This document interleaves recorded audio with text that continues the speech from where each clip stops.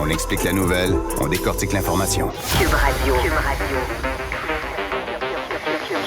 Cube Radio. En direct à LCN. Yasmine Abdel-Fadel est avec nous. Bon après-midi, Yasmine. Bon après-midi, Julie.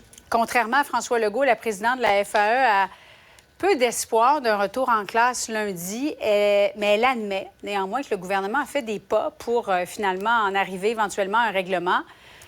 Est-ce que les parents peuvent avoir leur juste, s'il vous plaît? En fait, je pense qu'on ne sera jamais capable d'avoir l'heure juste. Parce que, dépendamment à qui on parle, on va avoir une version différente de ce qui se passe dans les tables de négo. Puis, en plus, il y a tellement de tables de négo qu'il peut y avoir des centaines de perceptions de ce qui se passe réellement dans les négociations. Maintenant que ça, c'est dit, on est rendu à l'étape où plus personne ne doit parler aux médias. Puis là, c'est rendu que les médias disent qu'il ne faut plus qu'ils parlent aux médias. Là. Juste pour te dire à quel point l'écœurantite est aiguë. Là. On est plus écœurés que nos enfants restent à la maison. Puis on sait que le seul moyen, là, c'est qu'ils arrêtent de souffler sur ces braises-là qui les éloignent les uns des autres, qui se parlent et qui ne nous parlent plus. Ne faites plus de déclarations, ni le premier ministre, ni Mme Lebel, ni aucun des dirigeants des centrales syndicales. C'est le seul moyen pour eux d'avancer. À chaque fois qu'ils ne nous ont pas parlé en l'espace de 24 heures, 48 heures, ils ont fait un pas de plus vers l'avant. Alors, ne nous parlez pas, s'il vous plaît. Juste régler la situation. On est tous écœurés de vos chicanes. On a l'impression d'être dans un festival de pointage de doigts par médias interposés. Mais entre-temps, il n'y a personne qui parle des enfants et des enfants qui sont en train d'en arracher, des enfants qui sont en train de perdre des acquis, des enfants qui sont en train de reculer dans leurs apprentissages et qui vont avoir de la misère à tout rattraper ça. Juste, il faut que l'école rouvre, il faut que les enfants retournent à l'école le plus rapidement possible. Y crois-tu à une entente d'ici, par exemple, dimanche? Moi, je pense que d'ici Noël, c'est terminé. J'y crois pas. Puis honnêtement, là, tu ne crois pas à un retour à l'école la semaine prochaine? Malheureusement, non. Et même si on avait un, honnêtement, Julie, là, tu as été à l'école, tu as un enfant aussi à l'école. Oui. La dernière semaine de l'école, là, ça regarde des films de Noël. Oui, mais là, ça ne peut pas regarder des films de Noël. Ça fait 4 semaines qu'ils n'ont pas d'école. Je peux pas croire que la dernière semaine, on va juste faire comme si les vacances approchaient. Bien, c'est presque ça qu'ils vont faire. Là. Ils vont pas repartir de la grosse matière puis arrêter 2 jours plus tard puis partir à Noël puis on se revoit en début janvier. Non, mais au moins un peu de révision. Je sais pas, il y a tellement eu de journées d'école. Je pense qu'on va devoir faire ça entre Noël et jour de l'an. Entre Noël et jour de l'an, on va devoir faire les mathématiques. Exactement, puis à se préparer au retour. Je suis juste écœurée, j'ai hâte à 2024 puis que on mette tout ça derrière nous. Bon, les universités anglophones. J'ai très hâte de t'entendre là-dessus, Yasmine. Québec qui confirme que les étudiants qui viennent des autres provinces canadiennes devront payer plus cher leur droit de scolarité. Un peu moins que ce qui avait été prévu au départ. Donc, avant, c'était 9 000. Les Québécois payent 9 000. On voulait augmenter ça à 17 000. Finalement, on remet ça à 12 000 sauf l'Université Bishops qui va être épargnée, exemptée, parce que c'est une plus petite université.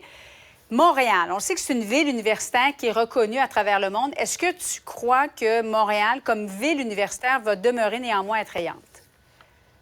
Ce que je trouve dommage dans toute cette opération, c'est l'impact réputationnel inutile qui a été entaché de Montréal pour pas grand-chose, finalement. Moi, j'étais partie dans d'autres provinces quelques jours après la première annonce, là, où on annonçait qu'on doublait les frais de scolarité pour les Canadiens. Puis tout le monde nous parlait de ça. Tout le monde parlait de ça. Les serveurs, dès qu'ils savaient qu'on était du Québec, parlaient de cette annonce-là. Et c'était inutile parce qu'aujourd'hui, on nous dit que c'est une augmentation de 30 %, ce qui peut être raisonnable, ce qui peut être acceptable, qui peut être justifiable, qui est un bon compromis et qui aurait pu nous permettre là, de ne pas entacher finalement cette image de Montréal comme ville universitaire, comme si on en voulait à des institutions comme Concordia, McGill et Bishop d'exister, qu'elles représentaient des menaces, ces institutions-là, pour Montréal et le fait français au Québec. On les a attaquées, ces institutions-là. J'ai l'impression qu'aujourd'hui, on a trouvé un compromis qui est normal, mais dans le cas de l'Université Bishops, là, on aurait dû le voir venir, que ça créait un problème majeur pour les finances de cette université-là, puis que ça menaçait son avenir. Oui. Bon, on fait un pas de côté, on trouve un compromis.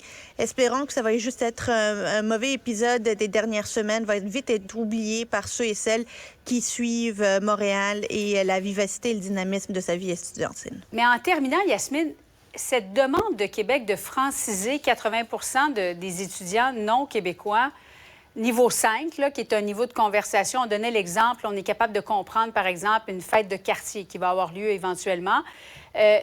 Dans l'application, comment est-ce qu'on va faire ça, selon toi? Bien, moi, qu'on oblige les étudiants étrangers ou les universités hors Québec à prendre des cours de français dans les cours optionnels. Tous les programmes universitaires, il y a des cours optionnels que l'on peut choisir parmi une panoplie de cours, là, puis aller découvrir une passion, quelque chose. Si on les oblige à prendre le français comme cours optionnel, parce que, ben, quand on est au Québec, on a des cours obligatoires, et si on parle pas français, on a des cours obligatoires en français, aucun problème avec ça. Ça se défend. C'est bon. C'est un cours optionnel dans le cadre de ton cursus, mais toi, plutôt que d'aller faire de la photographie ou de faire de l'archéologie, ben, tu vas aller apprendre le français parce que c'est plus important pour nous. Pour moi, ça passe. Puis c'est quelques cours par session. Là, disons, dans ton cursus de 3 ans, 4 ans, tu en as 3, 4 cours optionnels. Tu fais ces cours-là, tu es capable d'atteindre le niveau 5. Ça ne demande pas plus d'efforts que ça. Si t'es pas capable de faire ça, il n'y en a pas de problème. Il y a d'autres universités à travers le monde où tu pourrais aller. C'est bien dit. C'est clair, en tout cas. Merci beaucoup, Yasmine. Bon après-midi à toi. Merci à l'équipe de mise en onde et de recherche. Pour ma part, je vous retrouve dès demain pour un autre épisode sur Cube Radio. Cet épisode est maintenant